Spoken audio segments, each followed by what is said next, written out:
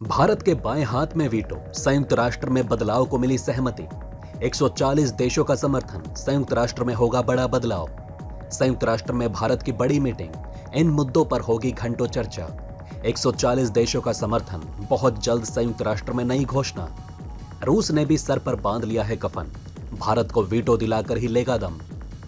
दोस्तों, पूरी दुनिया देख रही है कि यूएनएससी के बदलाव को लेकर भारत की तरफ से हर एक मंच पर इस मुद्दे को उठाया जा रहा है।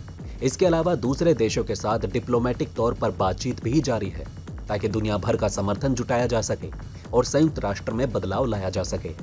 इसी कड़ी में इंटर पार्लियामेंट की 146वीं मीटिंग के दौरान भारत के लोकसभा स्पीकर ने एक ऐसा बयान दे दिया जो आज पूरी दुनिया में चर्चा का विषय बना हुआ है, क्योंकि उन्होंने ये बयान 140 प्रतिनिधियों के सामने दिया है, जो कि बहरीन में चल रहा एक इवेंट है। दोस्तों, भारत के लोकसभा स्पीकर श्री ओम बिरला ने बहरीन के मनामा शहर में हो रहे इंटर पार्लियामेंट की मीटिंग के दौरान संयुक्त राष्ट्र को लेकर एक बहुत ही बड़ा बयान दे दिया और ये बात खुलकर कह दी है कि UN reform need of the power है और इन्हें हमेशा के लिए रोक कर नहीं रखा जा सकता।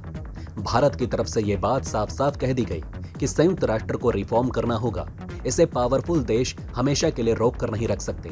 सबसे बड़ी बात तो ये देखने को मिली कि इन्होंने संयुक्त राष्ट्र रिफॉर्म को भारत के ग्लोबल एजेंडे का हिस्सा भी बता दिया। इसके चलते हुए भारत संयुक्त राष्ट्र में बदलाव के लिए काफी लंबे समय से काम करता हुआ आ रहा है। इसके अलावा गंभीर समस्याओं को भी उठाने की कोशिश कर रहा है। भारत ने संयुक्त राष्ट्र की नाकामी के बारे में बात की है और दुनिया वालों को ये बताने की कोशिश की कि आज के समय में संयुक्त राष्ट्र की कोई वैल्यू नहीं रही। इसमें जो भी फैसले लिए जाते हैं एक तरफा लिए जाते हैं और इसी के चलते संयुक्त राष्ट्र में बड़ा बदलाव करना होगा, नहीं तो आने वाले समय में संयुक्त राष्ट्र का कोई महत्व नहीं रह जाएगा। आगे लोकसभा के स्पीकर ओम बिरला की तरफ से ये भी बताया गया कि आज भारत विश्व का सबसे बड़ा लोकतांत्रिक देश है। इसके अलावा भारत दुनिया भर में मदर ऑफ डेमोक्रेसी के नाम से भी जाना जाता है। भारत की तरफ से बताया गया कि विश्व लेवल पर जिस तरीके की अस्थिरता बन चुकी है उसको हमें खत्म करना होगा और ऐसा तभी हो पाएगा जब संयुक्त राष्ट्र जैसे बड़े संगठन में बड़े बदलाव किए जाएं। इसके अलावा ओम बिरला की तरफ से बोला गया कि भारत में कई सारे धर्मों का जन्म हुआ और आज कई धर्मों के लोग काफी प्यार से भारत में मिलजुल कर रहते हैं, जो इस बात को दर्शाता है कि विभिन्नता होने के बावजूद एकता लाई जा सकती है। इसमें भारत के संविधान का बहुत बड़ा हाथ है और दुनिया का सबसे बड़ा संविधान होने के साथ साथ भारत शांति, एकता और अपने भाईचारे को मानता है, जिसकी वजह से भारत में आज एक साथ मिलकर कई धर्म रह रहे हैं। इस मीटिंग को ही इसलिए रखा गया था ताकि 140 देश मिलकर एकता और शांति पर बात कर सके।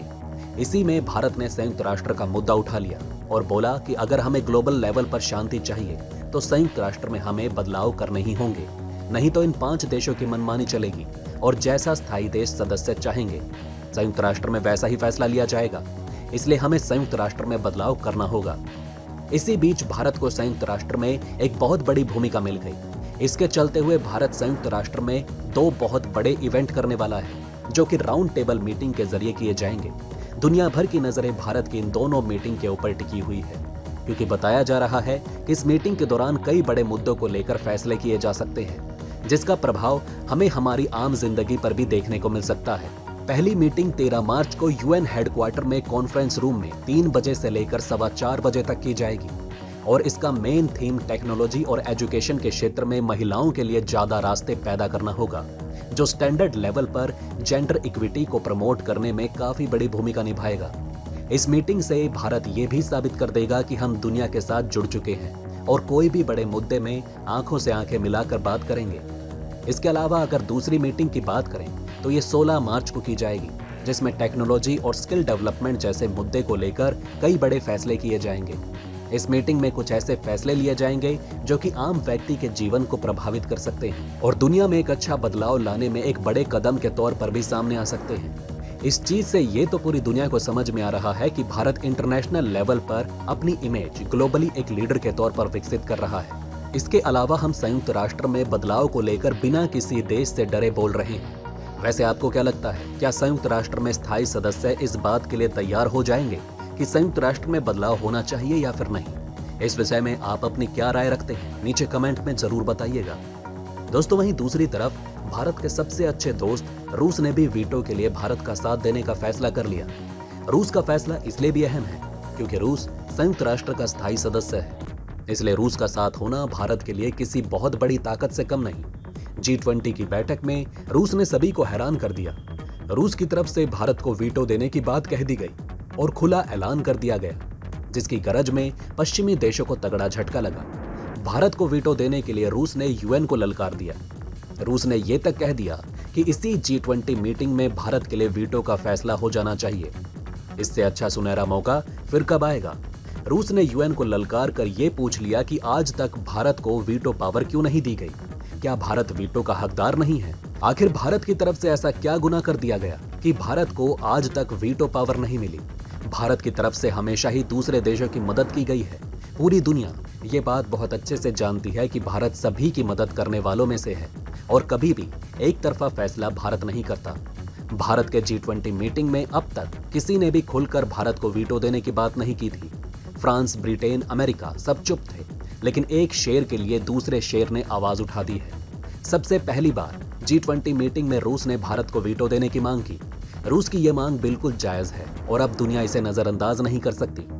आप सभी जानते हैं कि इस वक्त सभी पश्चिमी देश यूक्रेन में बिजी हैं।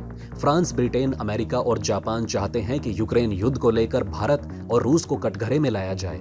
वे हमेशा भारत पर वार करने की कोशिश करते हैं। एक तरफ पश्चिमी देश भारत का जिगरी दोस्त होने का नाटक करते हैं, तो वहीं दूसरी तरफ वे चाहते हैं कि भारत रूस से हमेशा के लिए अलग हो जाए।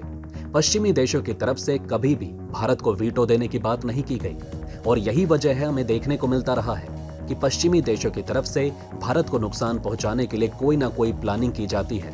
पश्चिमी देशों को अगर हम आस्तीन का सांप कहें तो ऐसा कहना गलत नहीं होगा, जो दिखावे में तो हमारे साथ है लेकिन अंदर ही अंदर हमें ही नुकसान पहुंचाते हैं। हमें तो यहाँ तक देखने को मिलता है कि अमेरिका भारत को परमानेंट सीट देने की बात तो कहता है, लेकिन भारत को वीटो देने की बात नहीं करता। आखिर अमेरिका चाहता क्या है?